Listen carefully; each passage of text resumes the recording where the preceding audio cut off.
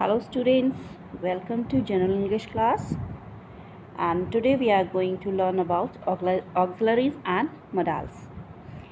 Actually, verb can be divided basically into three parts, that is the be form, auxiliaries and modals.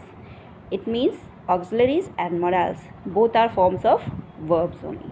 So here we are not going to do be form but auxiliaries and modals. When is a verb called auxiliary? So when be form is used with another ordinary verb or common verb to make tenses, passive voice, negatives, interrogatives, assertive statements, they are called auxiliary verbs. So you also call them helping verbs. It will be used always with another verb. So then it's a auxiliary. And what are modals?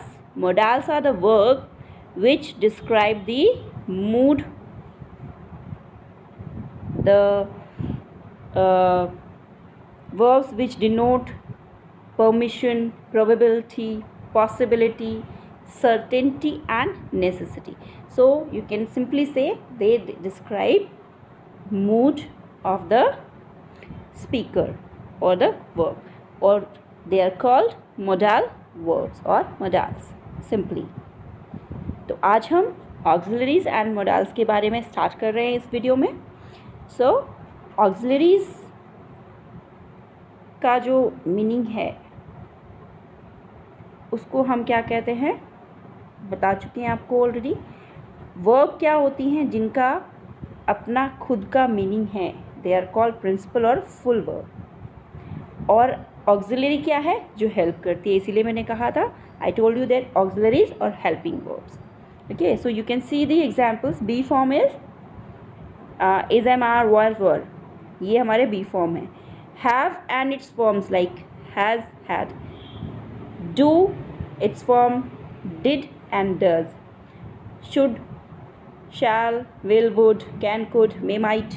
These are the examples of auxiliary verbs. So here are the examples. Rama has a new cycle. They have a big garden. ये principal verb. Rama has, it shows the possession of the cycle. It means cycle जो है किसकी है? रमा की है, या रमा ने नई साइकिल ली है.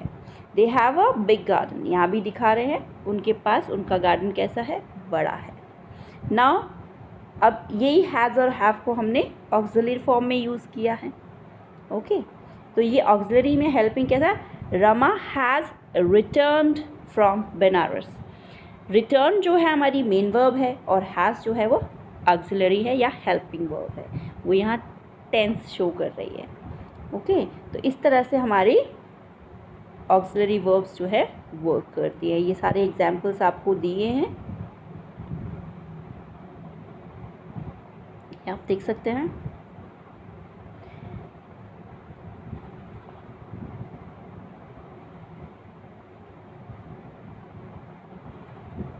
अब मोडल्स की बात करें तो पहले ही जैसे आपको बताया था, मोडल्स क्या है? मूड को एक्सप्रेस करते हैं. प्रोबेबिलिटी, पॉसिबिलिटी, ऑब्लिगेशन हो गया, तो वो क्या होंगे?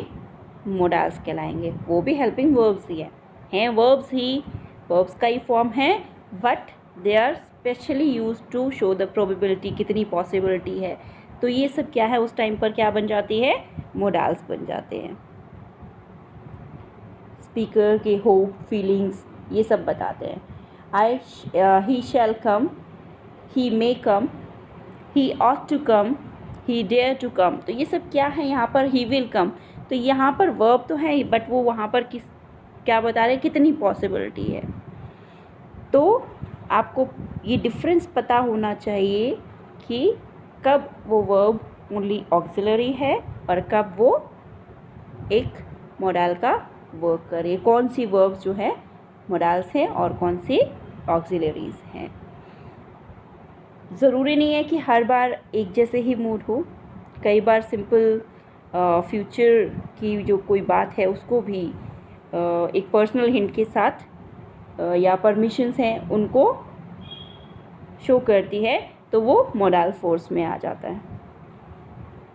Like if it were possible I will do it. अब यहाँ पर वर्ब जो है ये क्या बता रहा है, इफ़ इट वर पॉसिबल, अगर शायद ऐसा हो सकता तो मैं ये ज़रूर करता। ओवरलैपिंग फंक्शंस हैं दोनों के, ठीक है। वर यहाँ पर प्राइमरी है और मोडाल दोनों ही का काम कर रहा है।